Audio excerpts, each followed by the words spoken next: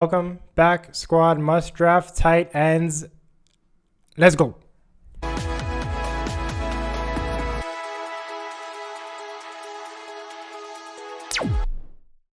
Welcome back, squad. Today we're hitting 4 must draft tight ends. Do you need to draft all 4? Obviously not, unless you're fun. Okay, let's go. Up next, ESPN. Up next, he's the first one. He's the number 5 tight end, according to ESPN. It's Evan Engram. If you don't already know, I love Evan Engram. After his last season, he had 1 game below 6 targets, and it was week 1. He only had 4 touchdowns last season receiving. I mean, he had none rushing too, but that... Did he even have a rushing yard? Did he? 0 rushing yards. Shocker. Regardless, he had 9 games with 8 targets or more. He's going to get, I think, just as many, if not more. Calvin Ridley is gone. He's going to take away some of those touchdowns.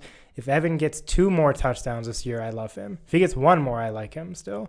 I think he's definitely top 5. I might put him in my top 3. I love him that much. Evan Engram, love the man. Cheap-ish price. Bye.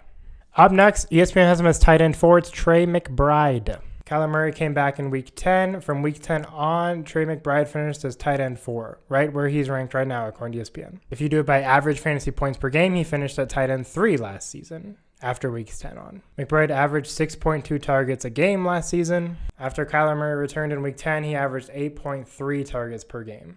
The volume's there. The targets are there. He's just like Evan Engram in my mind. I think I actually have him a spot below Engram. So I like his ranking at tight end 4, but his upside is huge. I think he has tight end 1 upside, like overall tight end 1 upside, just like Engram does. Love these both. Love them both. McBride's obviously a great floor play. Take them both if you want. Now it's going to get a little dicey. I don't even know his ranking. I have to look it up. Tight end 16, any guesses? I didn't know he was this low. Darren Waller. Now, a lot going through Darren Waller's head right now. Is he going to retire? He just got divorced. I guess that's about it. He's in New York playing for the Giants. Bless that man. Let's pray for him. Let's start here.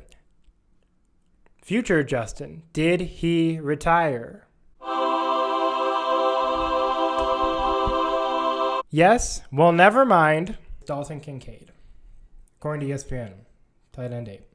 I think he's priced about right. I think tight end 8 pretty fairly suits where he should go. I'm not arguing that. I'm arguing he has way more ceiling for 2 reasons. 1, the Bills lost Diggs, and their offense is kind of meh next year. I wouldn't say they're bad, but I wouldn't say they're nearly the potential they used to be. James Cook is still there. Josh Allen's still going to run for those touchdowns, right? Kincaid is still competing with Dawson Knox. There is still that competition, but I think 1 year in, they have a lot more sets that they're going to use for both men. 1, because they trust Kincaid a lot more in year 2.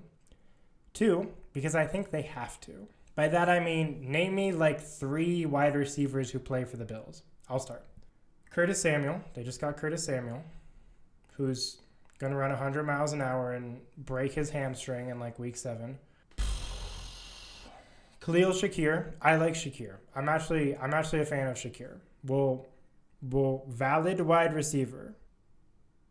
They drafted someone. Keon Coleman. They drafted Keon Coleman, who I don't super trust, but go get your guy, I guess. They're turning into the New York Giants with a better quarterback. I still have Josh Allen. I still trust Josh Allen. Easily top 3 quarterback. I don't trust their wide receivers as much. You think Curtis Samuel's going to get 10 targets a game? No. I think Keon Coleman's going to get 9 targets a game? I don't. I think if someone gets 8 or 9 targets a game, it's Dalton Kincaid. Let's look at his last 2 games of the regular season. These were must-win Buffalo games. They played New England and they played Miami. Kincaid finished with 12.7 fantasy points and 15.4. Not super flashy, not super amazing, but I love his targets here. Against New England, he had 7 targets. Against Miami, he had 8. That is with a healthy Dalton Kincaid and a healthy Dawson Knox. The downside is that Buffalo loves both these guys. Knox played at an average of 60%, Kincaid averaged 63%. So they're very close in that matter. I don't think either guy is just going away, but if you want one of them, you want Kincaid. And if you want a slice of this Buffalo offense, I'm taking Kincaid.